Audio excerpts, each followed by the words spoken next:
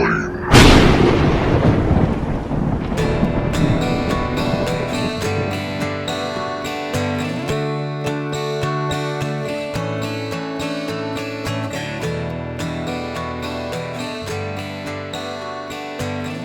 Coal mining is a way of life within the Valley of Sago.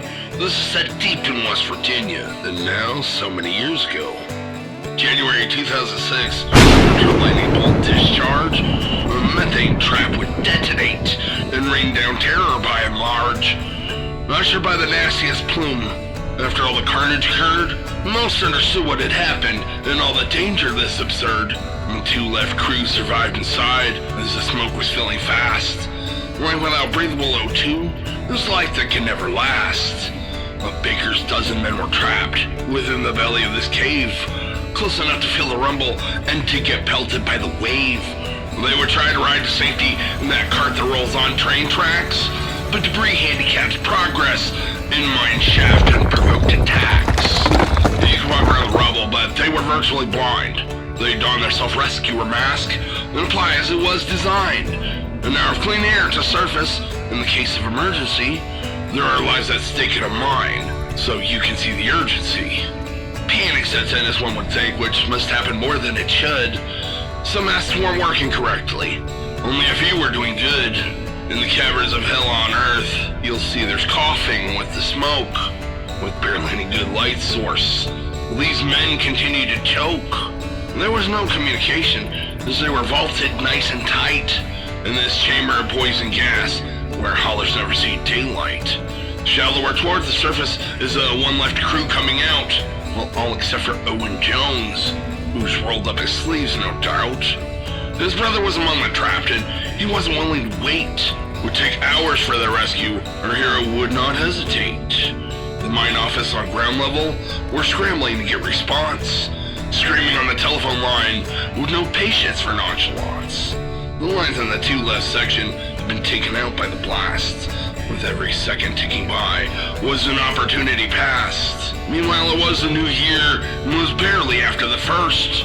Everyone's still on vacation, probably couldn't time it worst. Hardly anyone was at home, including search and rescue crews. The office was trying to get up in front of this front page news. Owen gathered a few of the staff and ventured as far as they could. They were stopped by a wall of fumes, the 1900-foot likelihood. So close but yet so far from them, as the rescuers turned around.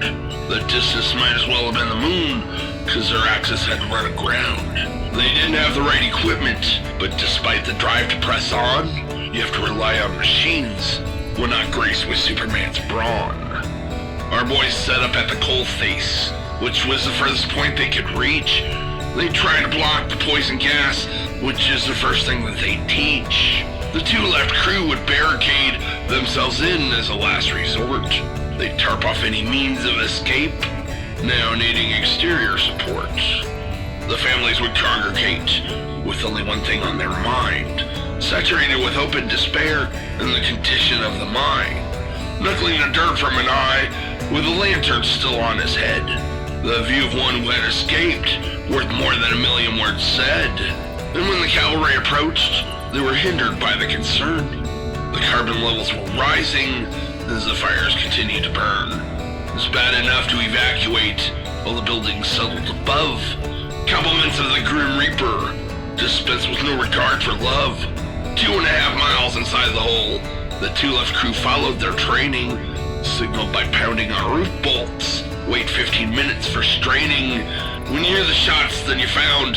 But until then, rinse and repeat. But rule number 1, keep in mind, you must never admit defeat. Listening equipment never comes, so no one ever hears this plea. It would take too long to set up. When Father Time's this angry, hypoxia was coming fast, and these fellas need out now. A clenched fist against the table, and an angry furrowed eyebrow. Well, the men would write final words on tablets of notebook paper. The time was running out, they knew, and they were breathing all the vapor. Worried about a second blast, the rescue would proceed by hand, despite the need for machinery, which worked slower than they had planned. Well, once upon that second day, The rescue team would come across wreckage of the initial burst and the first casualty lost. Fire boss Terry Helms succumbed by himself away from the group.